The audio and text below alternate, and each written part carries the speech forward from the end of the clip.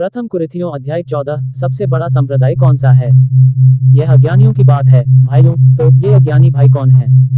क्योंकि सही तरीके से विभाजन करने वाले विश्वासी गलत तरीके से विभाजन करने वाले विश्वासियों की सहायता करने का प्रयास कर रहे हैं। क्योंकि सही तरीके से विभाजन करना सीखने से पहले हम सभी अज्ञानी थे, और इसलिए हम दूसरों की मदद करने की कोशिश कर रहे हैं। क्योंकि मैं खुद 25 साल तक अज्ञानी रहा, इससे पहले कि मैं सही ढंग से विभाजन करना सीख पाता। तो फिर अज्ञानी भाई कौन है?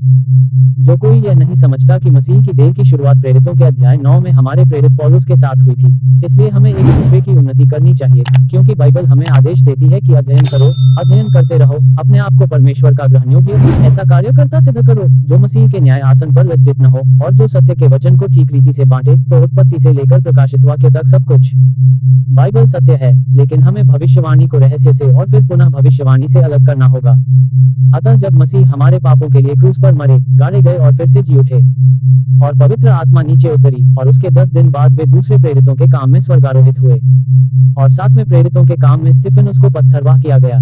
फिर प्रेरितों के 9वें अध्याय में यीशु मसीह तरसुस के शाऊल के सामने प्रकट हुए, जो दमिश्क के मार्ग पर पौलुस था, और उसे बचाया, और हम अनुग्रह के प्रबंध के दौरान रह रहे हैं, जब परमेश्वर स्वर्ग में रहने के लिए मसीह की देह बना रहा है, और हम यीशु मसीह के एक और प्रकटन की प्रतीक्षा कर रहे हैं, जो हमें स्वर्गारोहित करेगा और मसीह के न्याय आसन पर ले जाएगा, जहां पृथ्वी पर हमारी सेवा के लिए हमारा मूल्यांकन किया जाएगा।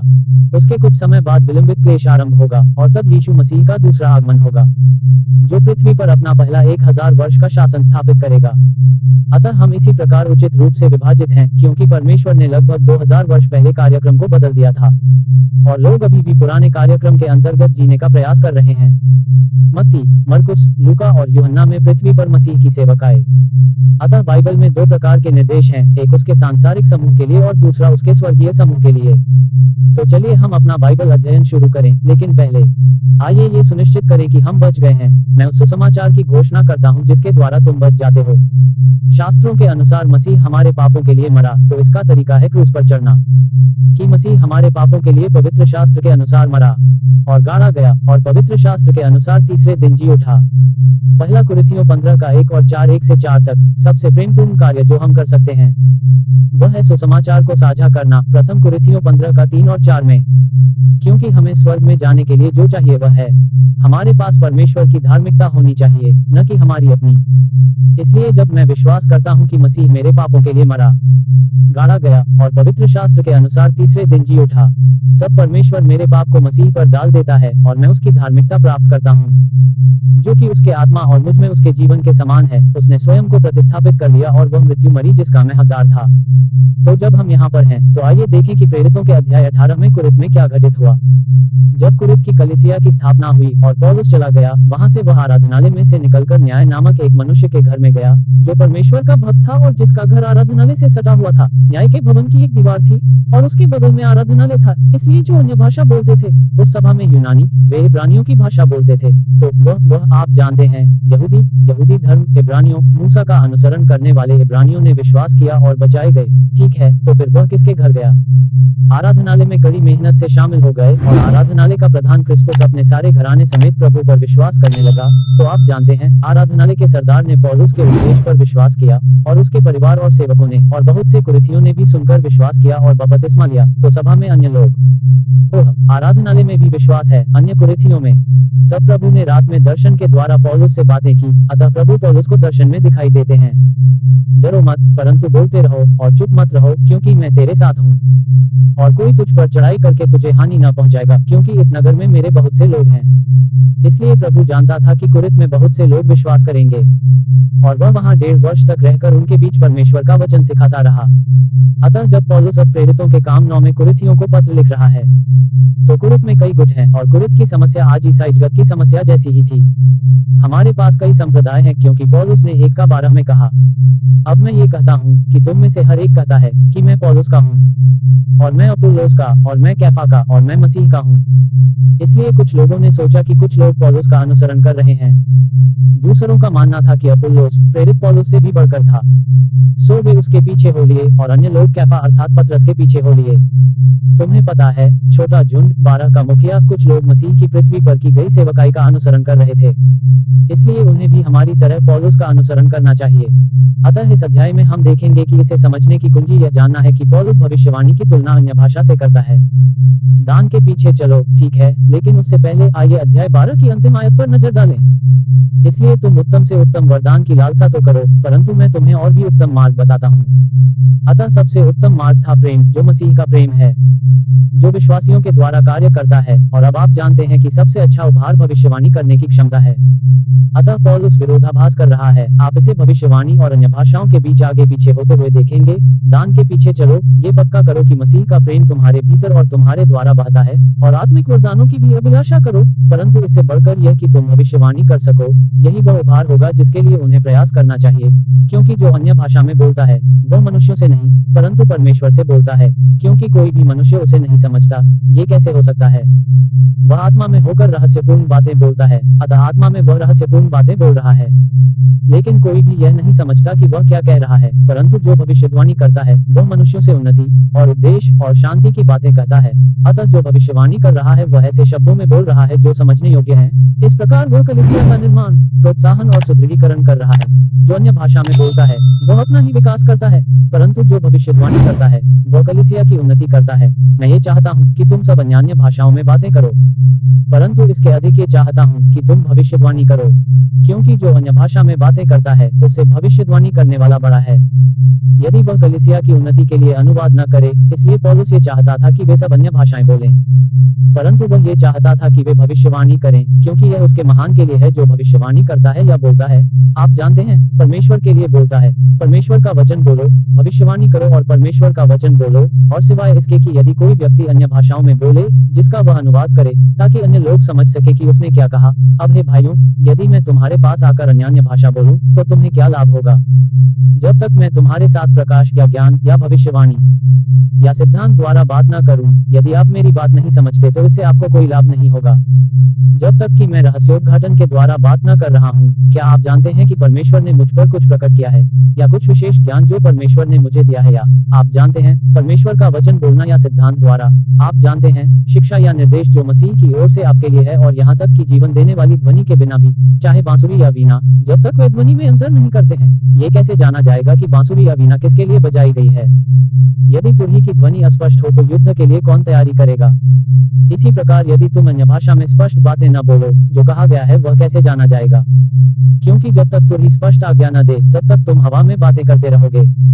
वे युद्ध में भाग नहीं लेंगे, और इसलिए आप जानते हैं, जब तक आप ऐसे शब्द नहीं बोलते जिन्हें समझा जा सके, आप बस हवा में बोल रहे हैं, क्योंकि कोई नहीं जानता कि क्या बोला गया। वहाँ है, दुनिया में अनेक प्रकार की आवाजें हो सकती हैं, लेकिन उनमें से कोई भी अर्थहीन नहीं है। दुनिया में कई अलग अलग भाषाएं हैं और वे सभी महत्वपूर्ण हैं। इसलिए यदि मैं उस आवाज का अर्थ नहीं जानता तो मैं बोलने वाले के लिए एक जंगली हूँगा, और जो बोलता है वह मेरे लिए एक जंगली है। तो फिर बर्बर क्या है?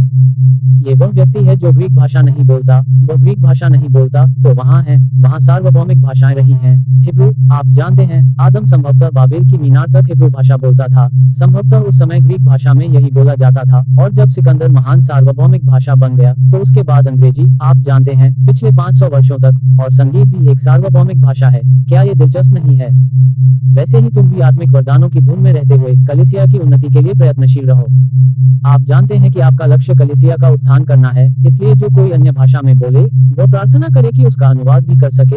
अतः जो व्यक्ति विदेशी भाषा में बोल रहा है जिसे कोई नहीं समझता, जिसे अलौकिक शक्ति प्राप्त है, उसे प्रार्थना करनी चाहिए कि वह जो कुछ उसने कहा है उसका अर्थ बता सके, क्योंकि यदि मैं अन्य भाषा में प्रार्थना करूं तो मेरी आत्मा प्रार्थना करती है परंतु मेरी बुद्धि निष्फल रहती है। ठीक है, तो वो क्या है? तो फिर फलदायी क्या है? क्योंकि आप जानते हैं, यदि मैं अन्य भाषा में प्रार्थना कर रहा हूँ तो मेरी आत्मा भी प्रार्थना कर रही है, लेकिन नहीं, मुझे समझ नहीं आया कि मैंने अभी क्या कहा। मेरी समझ निष्फल है। तो फिर फलदायी क्या है? मैं आत्मा से प्रार्थना करूंगा और समझ से भी प्रार्थना करूंगा। मैं आत्मा के साथ गाऊंगा, मैं भी समझ के साथ गाऊंगा। अतः पौलुस आत्मा और समझ के साथ प्रार्थना करेगा और आत्मा और समझ के साथ गाएगा। अतः इफिसियों 5:18 में पौलुस ने कहा, और दाखरस से मतवाले न बनो, क्योंकि इससे लुचपन होता है, पर आत्मा से परिपूर्ण होते जाओ, और आपस में भजन और स्तुतिगान और आत्मिक गीत गाया करो, और अपने अपने मन में प्रभु के लिए गाते और कीर्तन करते रहो, और हमेशा सब बातों के लिए हमारे प्रभु यीशु मसीह के नाम से परमेश्वर पिता को धन्यवाद देते रहो, एक दूसरे के अधीन रहो। यह इफिसियों 5:18 से 21 तक है। तो आइए देखें हम कहाँ हैं। अन्य, जब तू आत्मा से आशीर्वाद देगा तो जो शिक्षितों के स्थान पर बैठा है वह कैसे आमीन कहेगा, या जो कुछ तूने धन्यवाद देते समय कहा है उससे कैसे सहमत होगा? होगा, क्योंकि वह तो समझता ही नहीं कि तू क्या कह रहा है। तू तो भली भांति धन्यवाद देता है, परंतु दूसरे को कुछ लाभ नहीं होता। इसलिए वह नहीं समझ सकता कि तू क्या कह रहा है। मैं अपने ईश्वर को धन्यवाद देता हूँ।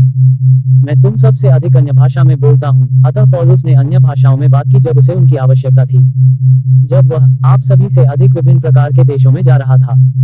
फिर भी चर्च में, स्थानीय सभा में, मैं अपनी समझ से 5 शब्द बोलना पसंद करूंगा ताकि मैं अपनी वाणी से दूसरों को भी सिखा सकूं। आप जानते हैं, सिखा सकूं, दूसरों का उत्थान कर सकूं, फिर एक अज्ञात भाषा में 10,000 शब्द। तो यहाँ 5 सबसे महत्वपूर्ण शब्द दिए गए हैं। मसीह हमारे पापों के लिए मरा। पौलुस कहते हैं कि 5 शब्द कहना अधिक महत्वपूर्ण है जिन्हें लोग समझ सकें, बजाय उन 10,000 शब्दों के जिन्हें कोई नहीं समझता। हे भाइयों, समझ में तो बालक ना बनो, परंतु बैरभाव में तो बालक रहो। तुम बालक बने रहो, परंतु समझ में पुरुषार्थी बनो। इसलिए वह चाहता है कि हर कोई परमेश्वर के वचन में परिपक्व हो, और वह ये नहीं चाहता कि हम दूसरों के प्रति दुर्भावना रखें, बल्कि दयालु बने। व्यवस्था में ये लिखा है कि मैं अन्य भाषाओं और अन्य मुखों वाले मनुष्यों के द्वारा इस प्रजा से बात करूंगा, तो भी वे मेरी न सुनेंगे। यहोवा की यही वाणी है। अतः पौलुस यशायाह 28 का 11 और 12 को उद्धृत कर रहा है। इसलिए यदि परमेश्वर किसी दूसरी भाषा में भी बोले, तो भी वे परमेश्वर की बात नहीं सुनेंगे। प्रभु के पास जाओ और सुनो कि वह क्या कहता है। इसलिए अन्य भाषाएं विश्वास करने वालों के लिए नहीं, परंतु अविश्वासियों के लिए चिन्ह हैं, और भविष्यवाणी अविश्वासियों के लिए नहीं, परंतु विश्वास करने वालों के लिए चिन्ह है। अतः भविष्यवाणी विश्वासियों के लिए है और अन्य भाषाएं अविश्वासियों के लिए है। सो यदि सारी कलीसिया एक जगह इकट्ठी हो और सबके सब अन्य भाषा बोलें और अनपढ़ या अविश्वासी लोग भीतर आ जाएं, तो क्या वे तुम्हें पागल न कहेंगे?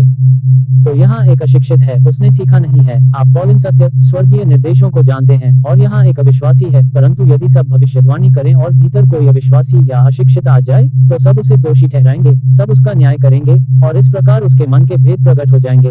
उन्हें ये स्पष्ट कर दिया गया है कि वह एक पापी है, और वह मुंह के बल गिरकर परमेश्वर की आराधना करेगा और कहेगा कि सचमुच परमेश्वर तुम्हारे बीच में है। अतः आस्तिक एक निवास स्थान है परमेश्वर के विषय में, जैसा कि प्रथम कुरिन्थियों 6 का 19 और 20 में कहा गया है। तो फिर हे भाइयों, क्या कारण है कि जब तुम इकट्ठे होते हो तो हर एक के मन में एक भजन होता है? यह एक ऐसा गीत है जिसमें एक सिद्धांत, एक शिक्षा या निर्देश होता है। क्या कोई अन्य भाषा में बोल सकता है? क्या कोई रहस्योद्घाटन है? क्या कुछ ऐसा है जो परमेश्वर ने उन पर प्रकट किया है? क्या कोई व्याख्या है? तो पौलुस, आप जानते हैं, कुरिन्थियों को इसलिए बुला रहा है क्योंकि परमेश्वर ने सभी उपहार सभी को नहीं दिए हैं, और इसलिए उनमें से कुछ लोग इसे दिखावा कर रहे हैं, जैसे कि आप जानते हैं, अन्य लोग इसे दिखावा कर रहे हैं आज जब हस्ताक्षर उपहार समाप्त हो गए हैं। अतः पौलुस कहता है कि परमेश्वर ने सभी को सभी वरदान नहीं दिए, तो फिर आप ये दावा क्यों कर रहे हैं कि वे आपके पास हैं? तो अध्याय 12 में पौलुस ने कहा, तो क्या सभी को एक ही वरदान प्राप्त है? नहीं, उन्होंने अध्याय 12 का 28 में कहा, और परमेश्वर ने कलीसिया में कुछ लोगों को नियुक्त किया है, पहला प्रेरित, दूसरा भविष्यद्वक्ता, तीसरा शिक्षक, उसके बाद चमत्कार, फिर चंगाई के वरदान से सरकारों को विभिन्न भाषाओं में मदद मिलती है। क्या सभी प्रेरित हैं? क्या सभी भविष्यवक्ता हैं? आप जानते हैं, देखिए, आखिरी चीज थी भाषाएं। कुरिन्थियों ने सबसे कम मूल्यवान अस्थायी उपहारों पर ध्यान केंद्रित किया। अतः आज अन्य भाषाएं शरीर का कार्य हैं, क्योंकि वे 1900 वर्ष पहले बंद हो गईं। तो यह एक वास्तविक शो है। पुरुषों और महिलाओं का धार्मिक शरीर अज्ञानतापूर्वक आध्यात्मिक उपहारों की नकल करने की कोशिश करता है, जो अस्थायी रूप से ईस्वी सन 61 में समाप्त हो गए थे, ताकि शरीर को दिखाया जा सके, जैसा कि गलातियों 6 का 12 में खतने के संबंध में कहा गया है। ठीक है, जिसे शरीर में भी दिखाया गया था, क्योंकि तुम सब एक एक करके भविष्यवाणी कर सकते हो ताकि सब सीखें। ओह, मैंने कुछ खो दिया। ओह, मुझे तो यही होना था, मुझे माफ करें। ठीक है, तो अब वह अन्य भाषाओं और भविष्यवाणी के लिए नियम देने जा रहा है। यदि कोई अन्य भाषा में बात करे, तो 2 या अधिक से अधिक 3 लोग बारी बारी से बोलें, और एक व्यक्ति अनुवाद करे। इसलिए 2 या 3 लोगों को बारी बारी से अन्य भाषाएं बोलनी चाहिए और एक को अनुवाद करना होगा। परंतु यदि कोई अनुवादक न हो, तो वह कलीसिया में चुप रहे। इसलिए परमेश्वर ने पौलुस को, यदि कोई अनुवादक न हो तो अन्य भाषा बोलने से मना किया, और उसे स्वयं से और परमेश्वर से बात करने की अनुमति दी। भविष्यद्वक्ताओं को जाने दो, अब वह भविष्यद्वक्ताओं के बारे में बात कर रहा है, न कि भाषाई भाषा के बारे में। 2 या 3 बोलें और दूसरे को निर्णय लेने दें। तो 2 या 3 पैगंबर बोलेंगे, और उनमें से एक ये देखने के लिए निर्णय करेगा कि वे ईश्वर की ओर से बोल रहे हैं या नहीं। यदि दूसरे बैठे हुए को कुछ प्रकाश दिया जाए, तो पहला चुप रहे। इसलिए यदि कोई बात उजागर होती है, तो इसका अर्थ है कि बोलने वाला व्यक्ति किसी न किसी को सुन रहा है। वक्ता को रुककर सुनना चाहिए कि क्या कहा गया है, क्योंकि तुम सब एक एक करके भविष्यवाणी कर सकते हो ताकि सब सीखें और सब शांति पाएं। ठीक है, इसलिए वे कार्य के दौरान बारी बारी से भविष्यवाणी करेंगे। इससे पहले कि पौलुस ने प्रेरणा से पत्र लिखे, कलीसिया में भविष्यद्वक्ताओं ने वह जानकारी बता दी जो मसीह ने अपने प्रेरित पौलुस को पहले ही बता दी थी। और भविष्यद्वक्ताओं की की आत्माएं भविष्यद्वक्ताओं के अधीन हैं, तो लोग, आप जानते हैं, बिना रुके या बिना कुछ बोले बात करते रहेंगे। आप जानते हैं, भविष्यद्वक्ताओं की आत्माएं भविष्यद्वक्ताओं के अधीन हैं। वे नियंत्रण कर रहे हैं, वे भविष्यवाणी कर रहे हैं। भविष्यवाणी उन्हें नियंत्रित नहीं कर रही है, क्योंकि परमेश्वर गड़बड़ी का नहीं, परंतु शांति का करता है, जैसा कि पवित्र लोगों की सब कलीसियाओं में है। इसलिए हे मसीह की देह की सब कलीसियाओं, तुम्हारी स्त्रियां कलीसिया में चुप रहें, क्योंकि उन्हें बोलने की आज्ञा नहीं, परंतु अधीन रहने की आज्ञा दी गई है, जैसा व्यवस्था में भी लिखा है। ठीक है, तो उत्पत्ति 3:16 में हव्वा को अपने पति आदम के प्रति समर्पण या कार्रवाई में होना पड़ा, क्योंकि वह पहले स्थान पर है और यह बीच था। ठीक है, और यदि वे कुछ सीखना चाहें तो घर पर अपने पतियों से पूछें, क्योंकि स्त्रियों का चर्च में बोलना लज्जा की बात है। तो कुरुत की संस्कृति में महिलाएं पुरुषों से अलग स्थान पर बैठती थीं, इसलिए हो सकता है कि उन्होंने भविष्यवक्ता की बात नहीं सुनी हो। इसलिए यदि वे जानना चाहती हैं कि क्या कहा गया था, तो उन्हें घर पर अपने पतियों से पूछना होगा।